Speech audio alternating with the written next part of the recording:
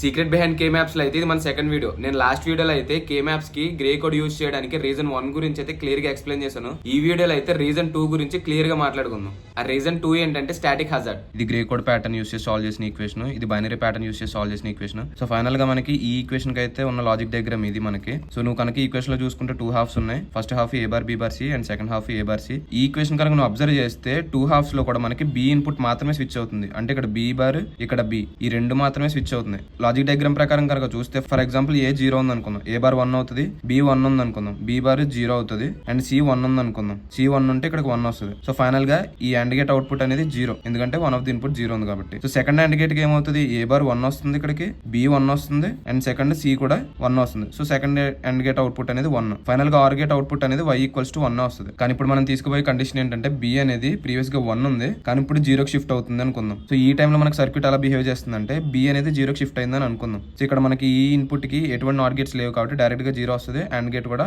0 output అనేది generate చేస్తుంది. కానీ ఈ 0 కాస్త ఇక్కడ 1కి షిఫ్ట్ అవడానికి ఈ నాట్ గేట్ అనేది కొంచెం ప్రాపగేషన్ డీల్ అనేది తీసుకుంటుంది. అప్పటి వరకు మనకి ప్రీవియస్గా ఇక్కడ 0నే చూస్తుంది ఈ అండ్ గేట్ అనేది, ఎందుకంటే ప్రీవియస్ ఇన్పుట్ మనకు 1 ఉంది కదా. ఆ 1 అంటే నాట్ గేట్ అవుట్పుట్ 0 అవుతుంది. ఆ 0నే ఈ అండ్ గేట్ ఇన్పుట్ కింద చూస్తుంది. 0 కింద చూస్తుందంటే నీకు అవుట్పుట్ ఏమవుతుంది, 0. సో ఇక్కడ కూడా 0. ఫైనల్ గా y అవుట్పుట్ అనేది 0 అవుతుంది. సో ఈ 0 కనుక ఏదైనా నెగ్గేజ్ ఫ్లాప్ కనుక కనెక్ట్ అయితే ఈ ఫ్లాప్ అనేది ఈ 0ని రియల్ క్లాక్ కింద ట్రీట్ చేసి అక్కడ డి ఇన్పుట్ దగ్గర ఏదైతే డేటా ఉందో దాన్ని స్టోర్ చేసుకుంటుంది. Which means completely it's a garbage value, అంటే మనకి డేటా మొత్తం కరప్ట్ అయిపోయినట్టే. కానీ ఆఫ్టర్ సమ్ టైం మనకి ఈ నాట్ గేట్ ఫైనల్ గా 1 అవుట్పుట్ అయితే జనరేట్ చేస్తుంది.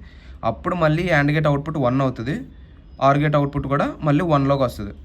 కానీ ఈ 0 నుంచి 1కి షిఫ్ట్ అయ్యే టైంలో ఫ్రాక్షన్ ఆఫ్ సెకండ్స్లో మనకి 0 అనేది ఆల్రెడీ ఫ్లాప్కి వెళ్ళిపోయింది. సో దీన్ని మనం స్టాటిక్ హజార్డ్ అంటాం. ఇప్పుడు ఈ గ్రే కోడ్ యూస్ చేసి సాల్వ్ చేసిన ఈక్వేషన్తో కంపేర్ చేసుకుంటే మనకి ఇక్కడ ఓన్లీ ఒక టర్మ్ మాత్రమే ఉంది, అంటే ఏ బార్ సి మాత్రమే ఉంది. మీరు అనుకోవచ్చు ఇక్కడ కూడా నాట్ గేట్ ఉంది, దానికి కూడా ప్రాపగేషన్ డిలే ఉంది, సో ఇది కూడా మనకి స్టాటిక్ హజార్డ్ తీసుకురావచ్చు కదా అని. ఇక్కడ మనకి ఫైనల్ వచ్చిన ఈక్వేషన్ ఏ బార్ సి, కానీ అక్కడ వచ్చిన ఈక్వేషన్ ఇది ఫైనల్ ఈక్వేషన్ అక్కడ ఉంది. దీంతో కంపేర్ చేసుకుంటే మనకి ఫర్ ఎగ్జాంపుల్ ఇనిషియల్ గా మనకి ఏ అనేది 0 ఉంది అనుకుందాం, సి 1 ఉంది అనుకుందాం. ఫైనల్ మనకు అవుట్పుట్ ఏమో y ఈక్వల్స్ టు 1 రావాలి. కానీ మనకి ఏ అనేది 0 నుంచి 1కి షిఫ్ట్ అయిందని అనుకుందాం. సో ఇక్కడ 1 రావాలి, ఇక్కడ ఆల్రెడీ 1 ఉంది, అంటే నాట్ గేట్ అవుట్పుట్ 0 జనరేట్ అవ్వాలి. ఇక్కడ అవుట్పుట్ ఏమవ్వాలి, మనకి 0 రావాలి. ఇప్పుడు ఏమవుతుందంటే మనకి ఈ నాట్ గేట్ ప్రాపగేషన్ డిలే వల్ల మనకి ఇక్కడ 0 జనరేట్ అవడం కొంచెం టైం పడుతుంది. అప్పటి వరకు సి ఇన్పుట్ కాన్స్టెంట్ అని ఉంది, ఈ యాండ్ గేట్ కూడా 1 అవుట్పుట్ చూస్తుంది, అంటే మనకి ప్రీవియస్ అవుట్పుట్ ఏదైతే 1 ఉందో అది మాత్రమే రిపీట్ అవుతుంది. After some time not gate generate చేసిన అవుట్పుట్ వల్ల 0 వల్ల ఇది 0 అనేది మారుతుంది.